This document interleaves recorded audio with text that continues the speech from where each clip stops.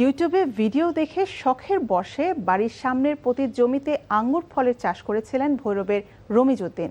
কিশোরগঞ্জের কুলিয়ারচর উপজেলার গোবরিয়া আবদুল্লাপুর ইউনিয়নের পশ্চিম গোবরিয়া গ্রামের বাগানে এখন থোকায় থোকায় ঝুলছে বিদেশি ফল আঙ্গুর, যা উদ্যোক্তা রমিজ উদ্দিন তো বটেই, চিত্তবিনোদন দিচ্ছে স্থানীয়দেরও।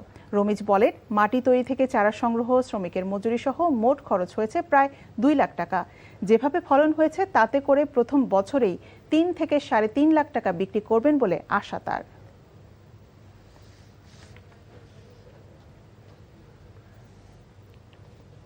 চাষ শুরু করি, এখানে মোট 8% মতো জায়গা আছে। আমার টোটাল খরচ 2 লাখের মতো। প্রথম ফলন একটু কম, হয়তো বা আগামীতে ভালো হবে। তো যে ফলন হয়েছে মনে হয় যে 3 লাখ টাকার মতো আমি সেল করতে পারবো।